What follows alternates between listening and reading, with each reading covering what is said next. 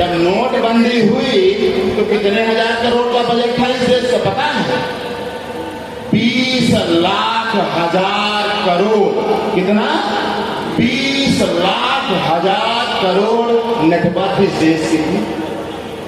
और 20 लाख हजार करोड़ में SC ST OBC जिसको पिछड़ा कहते हैं उसके विकास के लिए कितना हजार करोड़ आया पता है क्या? नहीं पता। जब आपको पता ही नहीं है कि आपका माल कितना तिजोरी में रखा है और कौन उसको माल छान रहा है तो आपके सीने में दहक नहीं पैदा होगी।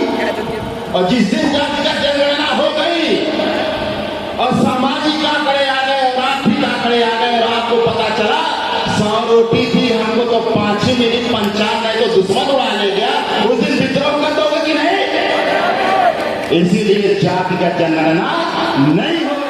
जल्द ही एक डेट ऐलान होगी और दिल्ली की सड़कों में ये हुजूम लाखों नहीं करोड़ों की तादाद में होना चाहिए। तो कितने लोग इस बात को फैलाने का काम करेंगे? पक्का?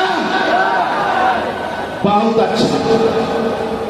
तो सरकार कह रही है 1-2 महीने के अंदर जनगणना शुरू होगी। तो साथियों कमर और सर में कफन ऐसे बांध के रखना और जातिगत जनगणना का कॉलम नहीं आएगा तो घर वालों को बोल देना ये कफन रखा है हम लौटेंगे तो जातिगत जनगणना करा के लौटेंगे, नहीं तो हम घर नहीं आएंगे। बांदा बागियों की भूमि। लोगों ने कहा यहाँ बागी पैदा होते हैं तो यह सुनकर मुझे बड़ा अच्छा लगा कि आज भी वो दहशत तो कायम है कि बागी शब्द याद है। और बागी वहां पैदा होते हैं और बागी वो होते हैं जिनके कलेजे में दम होता है। तो ऐसे बागी की धरती को मैं सलाम करता हूँ और आपको नमन करता हूँ कि आप ऐसी बागी धरती में पैदा हुए और आपके रगों में बड़ी बागियों वाला खून है कि दुश्मन की छाती कांप जाए उसको बागी कहते हैं। तो मैं आपको बारंबार नमन करता हूं। साथियों को बागी कह के बदनाम करने की कोशिश की गई तो हम कहते हैं हाँ हम बागी हैं। अगर इस धरती में, इस जंगल में, इस जमीन में और इस धरती के राजपाट में जितना संसाधन है और संख्या के अनुपात में अगर हमारी भागीदारी नहीं हुई तो हम बागी बनेंगे और बागी बनकर पूरा का पूरा हिस्सा पाई लेंगे। इस बात को आश्वस्त करने आया। और इस पाई का हिसाब कब होगा? इस पाई का हिसाब तब होगा जब हमारी संख्या का पता होगा। और दुश्मन चाहता है कि ये जो बहुजन समाज के लोग हैं इनकी संख्या का पता नहीं चाहिए। इसीलिए देश मांगे जातिगत जनगणना और इस जातिगत जनगणना की लड़ाई का विरोध पिछले 1 दशक से ओबीसी महासभा ने फूंक रखा। और आज ये मुद्दा भारत का सबसे बड़ा मुद्दा है। चाहे पक्ष की हो, सरकार पक्ष के लोग हों, विपक्ष के लोग हों, इस जाति जनगणना के मुद्दे से थर थर थर थर कांप रहे हैं। करे तो करे तो साथियों ये क्यों कांप रहे हैं? वो सिर्फ इसलिए कांप रहे हैं कि अगर उनको पता चल गया कि जाति जनगणना होने से इनकी संख्या क्या है, केवल संख्या नहीं पता चलेगी, उससे ये पता चलेगा जो ये आरोप लगाते हैं कि भाई SC क्लास में केवल कुछ लोग ही उस कोटे का मजा ले रहे हैं, बाकी तो कुछ पा नहीं रहे। वही SC में और वही OBC में, और कहते हैं कि ये बहुजन समाज में SC ST OBC जिसको बाबा साहब ने पिछड़ा समाज कहा। कौन सा समाज कहा? पिछड़ा समाज। और जिसकी कैटेगरी बन गई, जो जंगल के करीब रहते थे तो शेड्यूल्ड ट्राइब्स हो गए, लेकिन वो कौन है? पिछड़े हैं। और जो शहरी इलाकों के आसपास रहते थे वो 80 है। और आज तक जिनकी गिनती नहीं हो पाई और जिनका टेबुलेशन नहीं हो पाया, उनका चार्ट नहीं बन पाया, वो अदर बैकवर्ड क्लास है, जिसको अन्य पिछड़ा वर्ग कहा जाता है। तो उनको ये डर है कि जिससे ये टेबुलेशन हो गया तो जो ये भाई को भाई से लड़ाते हैं, उनको लड़ाने का सारा सिस्टम उनका फेल हो जाएगा। ये तो पहली बात। और जब ये जनगणना होगी तो पता चलेगा कि इस संख्या के अनुपात में इनका आर्थिक कितना भैया हिस्सा मिला है, कितना सामाजिक मिला है, कितना शैक्षणिक मिला है और कितना राजनीतिक मिला है। हमारे देश के लोग एक चीज नहीं जानते हैं और न उसको कभी पढ़ने का प्रयास करते हैं और न जानने का काम करते हैं। जो सबसे मजबूत चीज है वो है देश का बजट। बजट के बारे में कितने लोग समझते हैं? जरा हाथ उठा के बता दें भैया, बजट में क्या होता है? कोई बताएगा क्या?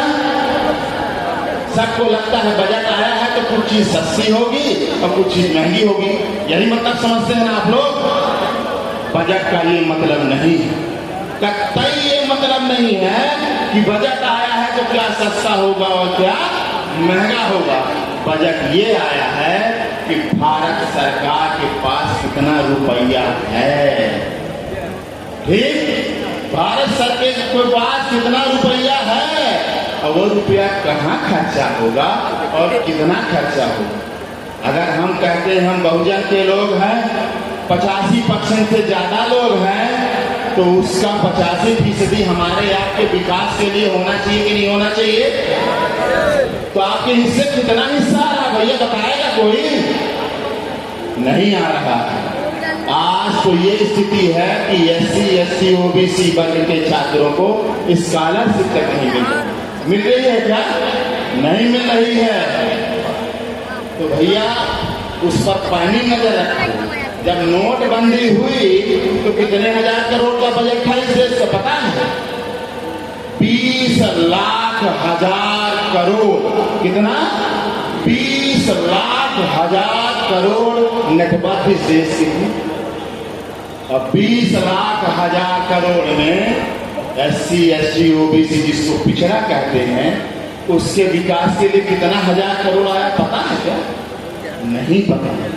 जब आपको पता ही नहीं है कि आपका माल कितना तिजोरी में रखा है और कौन उसको माल छान रहा है, तो आपके सीने में धड़क नहीं पैदा होगी। और जिस दिन जातिगत जनगणना हो गई और सामाजिक आंकड़े आ गए और आर्थिक आंकड़े आ गए और आपको पता चला 100 रोटी थी, हमको तो 5 ही मिनट 50 गए तो दुश्मन उड़ा ले गया, उस दिन विद्रोह कर दोगे कि नहीं? इसीलिए जातिगत जनगणना नहीं हो रही है। तो जातिगत जनगणना जरूरी है कि नहीं बताओ? तो कितने लोग जातिगत जनगणना के लिए बागी होने को तैयार हैं?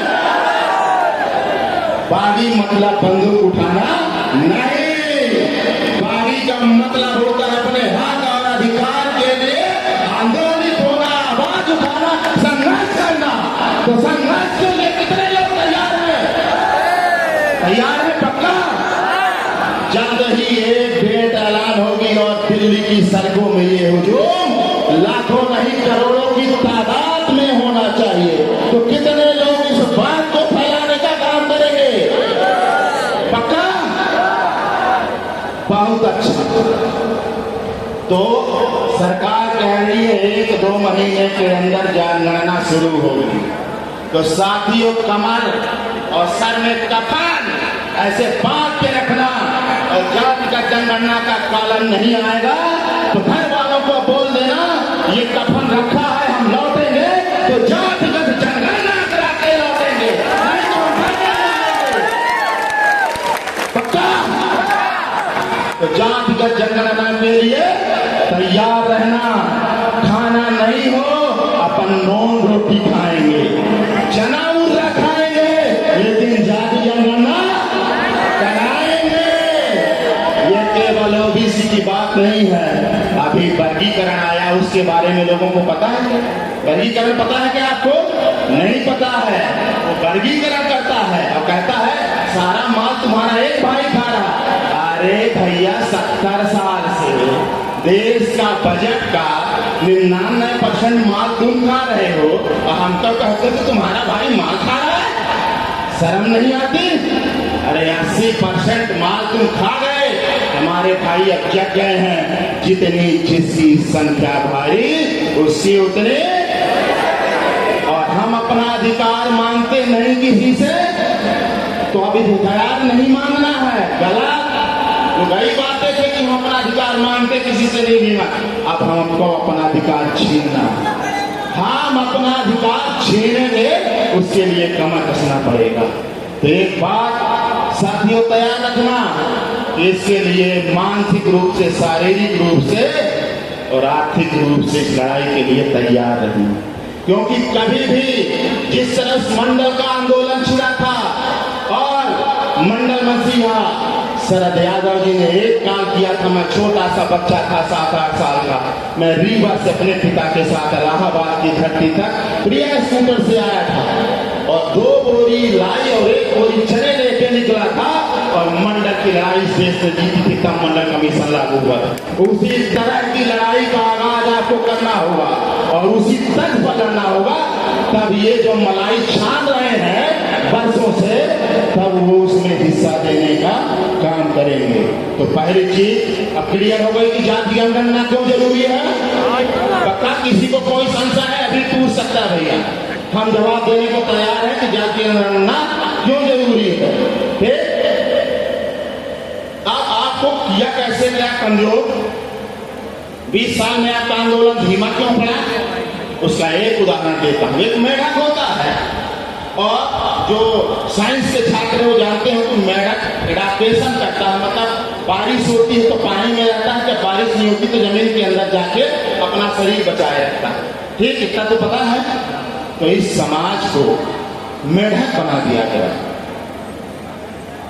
इस समाज को मेढक बना दिया गया। जिस तरह एक कड़ाही ले लो आप और उसमें थोड़ा सा ठंडा पानी डाल दो, मेढक को रख दो, मेढक उसमें शांति से बैठा रहेगा। फिर आप उसके नीचे आग लगा दो तो पानी थोड़ा गर्म होगा, तो मेढक उसको जो है उस तापमान के हिसाब से एडजस्ट करने लगता है कि भाई थोड़ा गर्मी बढ़ रही है और हम एडजस्ट कर लें, और धीरे धीरे धीरे आग की आंच बढ़ती जाती है और मेढक अपने आप को एडजस्ट करता रहता है। और एक समय आता है कि पानी खौलने लगता है, तब तक मेढक की सारी ऊर्जा नष्ट हो चुकी होती है और चाहकर भी उस कड़ाही से बाहर नहीं आ सकता। तो ये सरकार की जो ये किलो 5 किलो फलाना 100 200 500 की योजनाएं चल रही है, ये आपको मेढक बनाने का काम है। मेरा सवाल है और चैलेंज है, मैं किसान का बेटा हूं, सरकारें 5 किलो 10 किलो अनाज देती और कहती बहुत सारा विकास हो रहा। अब मैं चैलेंज करके कहता हूं कि सरकार के जितने भी मंत्री हैं, सांसद हैं, विधायक हैं, मैं किसान का बेटा हूं और किसान समाज से आने वालों का बेटा हूं और कमेरों का बेटा हूं। इसमें 99% लोग किसान हैं, है कि नहीं है? हम उन सांसदों मंत्रियों को 20 किलो नहीं, 10 किलो नहीं, 50 किलो अनाज हर महीने देंगे और वो हमारे बच्चों को विधायकी देंगे क्या? हम तैयार हैं तुमको 20 किलो अनाज देने को, अब तुम हमको विधायकी दे दो, तैयार है क्या? तो आप कैसे मान लिए कि 20 किलो में भैया आपका विकास हो गया? आपका विकास 20 किलो में कैसे हो गया? इस तरह की योजनाएं आपको मेढक बनाने का काम कर रही हैं, इस बात का ध्यान रखिएगा। और अभी जो बोलता है उसको सलाखों के पीछे जाना पड़ता है। अभी हमारे जो आज के आयोजक हैं उनने भी सलाखें झेली, हमारे कोर कमेटी के मेंबर हैं, लायर हैं, उनने भी सलाखें झेली। हमने आंदोलन किया, हम लोगों ने भी सलाखें झेली। अरे भैया तुम जेल में डाल दोगे तो क्या सोचते हो हम आंदोलन करना बंद कर देंगे?